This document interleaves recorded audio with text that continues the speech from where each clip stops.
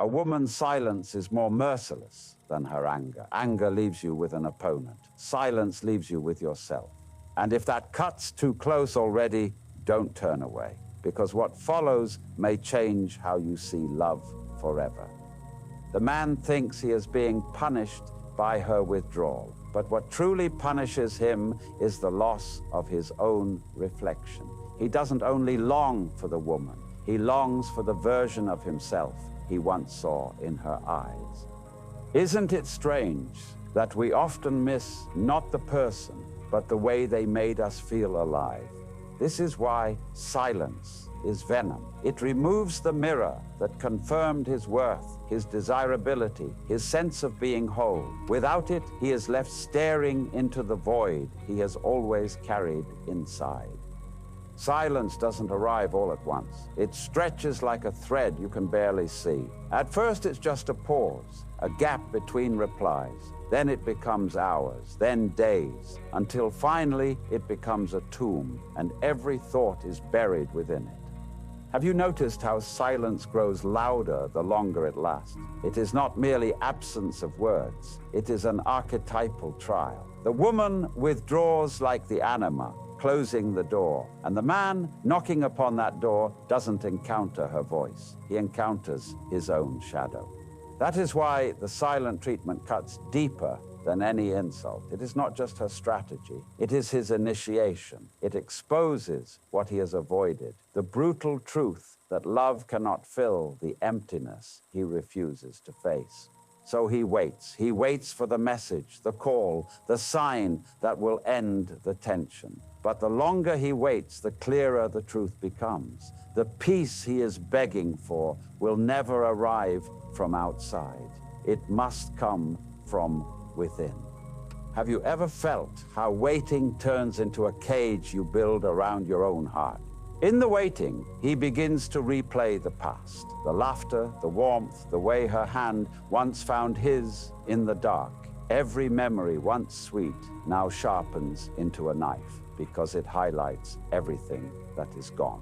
That is the paradox. The more vividly he remembers her love, the more devastating her silence becomes. For silence does not speak with words, yet it tells him everything. What you thought eternal was always temporary.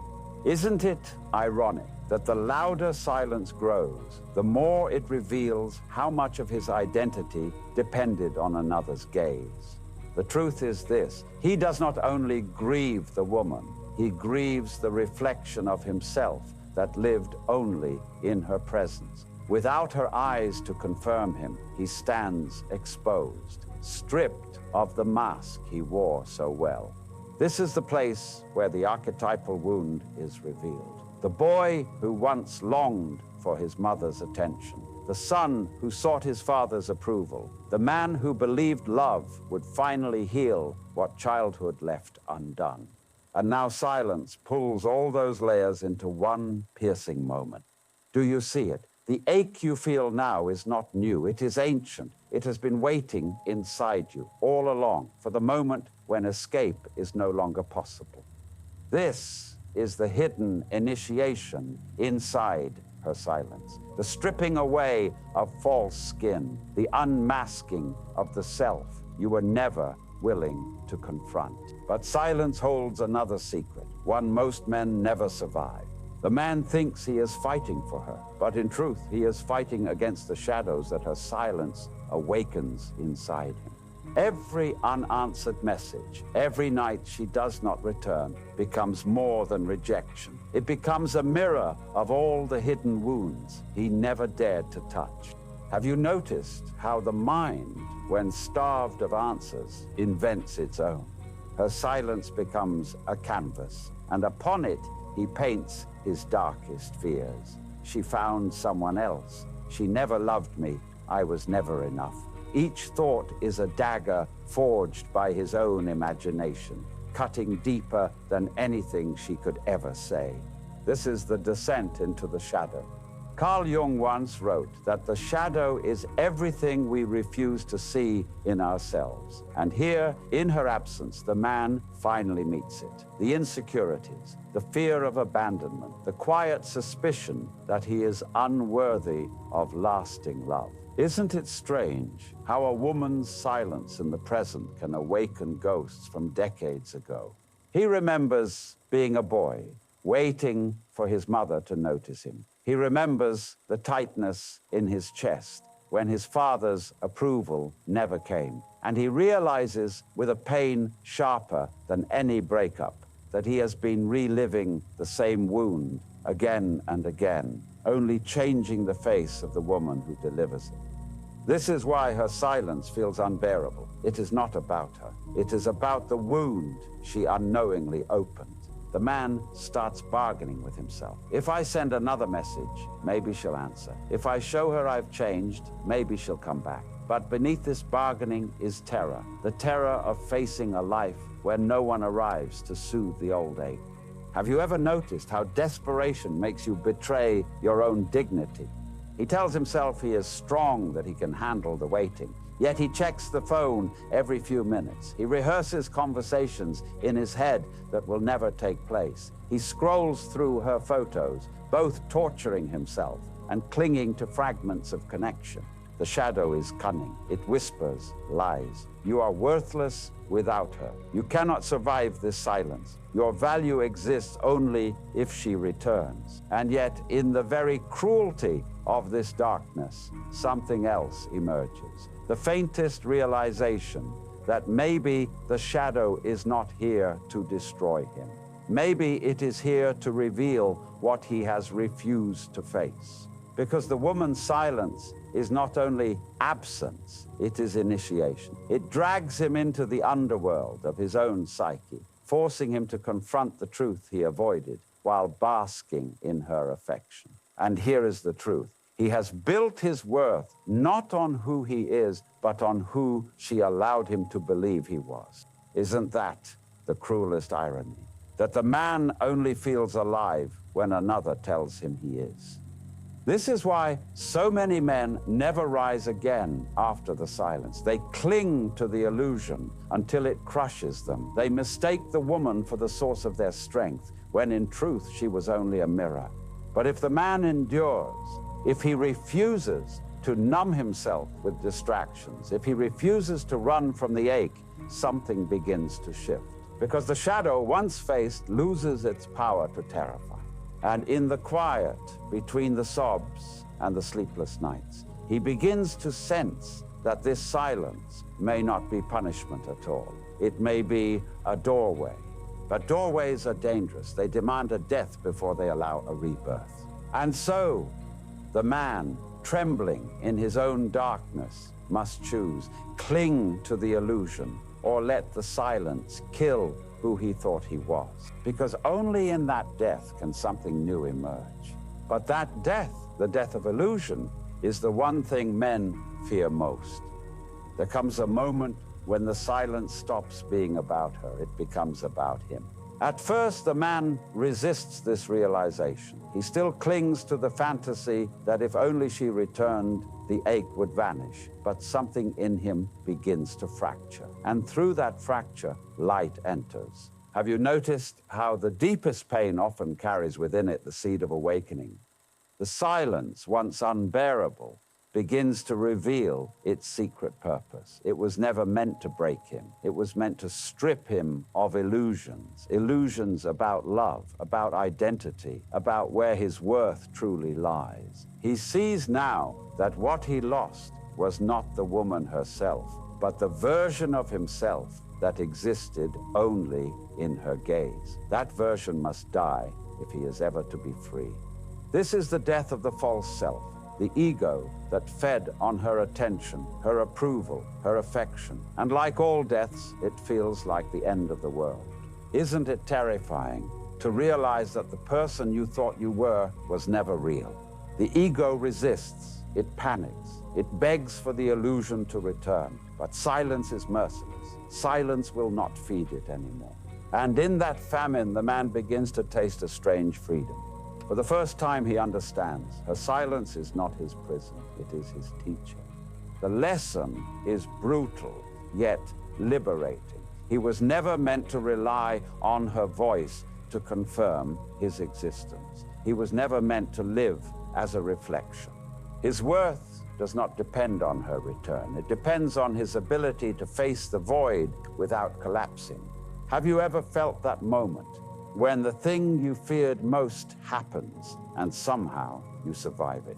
It is here in this breaking point that the man touches something unshakable, a quiet strength that was always his, hidden beneath layers of dependency and fear. He sees that love in its truest form is not possession. It is not clinging. It is not the desperate need to be seen. Love is presence. Love is freedom. Love is the ability to stand whole, even when no one is watching. The man realizes he does not need to beg for her return. He does not need to prove his worth to a silence that will never answer, because the silence has already answered, and its answer was this: become who you are, even without me. Isn't it strange how the very thing that once felt like death now begins to feel like rebirth? In this moment, he confronts the deepest illusion, that another can complete him. No one can complete him. They can only mirror what he has already found within himself. And so the turning point arrives, not when she speaks again, not when she returns, but when he no longer needs her to. This is where the ego dies and the soul begins. It is not an easy passage. The old self claws to survive. Memories tempt him to regress. Longing whispers that maybe, just maybe, she'll come back if he waits longer. But the man knows waiting is the language of illusion. Living is the language of truth. And truth has no interest in clinging. Truth only asks that he let go. At last he breathes differently, not shallow, desperate gasps, but steady breaths, breaths that belong to someone no longer defined by absence. This is the rebirth of awareness, the moment when silence, once feared, becomes sacred. Because silence is not emptiness. Silence is space. Space for him to finally hear the voice that was drowned out by the need to be loved, his own.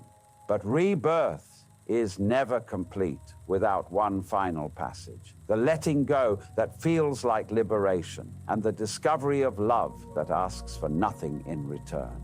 The silence that once shattered him now surrounds him like a cathedral. It no longer feels like punishment, it feels like space. At first, he feared this space. He thought it meant abandonment, exile, death, but in truth, it was birth. A painful, necessary birth into the self he had always avoided. At first, he feared this space. He thought it meant abandonment, exile, death. But in truth, it was birth, a painful, necessary birth into the self he had always avoided. Have you noticed how what once terrified you becomes sacred once you learn to live inside it? The man no longer waits for her reply. He no longer clings to the fantasy that her voice will save him. He understands now. Salvation was never hers to give. What he thought he lost was never hers. It was his own reflection projected onto her face. And now, stripped of that illusion, he sees something startling in the mirror of silence himself. This is the essence of individuation, to become whole without requiring another to complete you. To love, not as a beggar seeking alms, but as a sovereign who has found fullness within. Isn't that the paradox? That only when you no longer need someone do you finally become capable of real love. The man breathes. He breathes not to calm his panic, but simply because life is flowing through him again. He walks differently, not in desperation, but in presence. The silence, once unbearable, has become his teacher. And its lesson was simple. You are enough. Not because she says so, not because anyone says so, but because you exist. And so, when he thinks of her now, it is not with chains, but with gratitude. She was not his prison, she was his mirror. Her silence, though cruel, gave him back to himself. If you've ever felt that kind of silence, you're not alone. Tell me in the comments how you faced it. The man no longer fears the possibility that she may never return because he understands something deeper. Love is not about possession or permanence or answers. Love is about presence, and presence is something he can never lose again. This is the rebirth, not a new woman, not a new relationship, but a new self. A self that can enter love without clinging. A self that can lose without being destroyed. Have you ever realized that freedom doesn't come from what you hold, but from what you no longer need to grasp? The woman may think he still longs for her, but the truth is quieter. He has learned to love differently now, not as a man starving for her gaze, but as a man whole in his own being. And strangely, it is often here when he no longer needs her that she finally begins to miss him, because she feels the shift. She senses that he is no longer bound by her silence, no longer feeding on her affirmation. But that longing is no longer his concern. His life is not measured by her attention anymore. It flows from a deeper well. The silence has completed its work. It has killed who he was and given birth to who he is.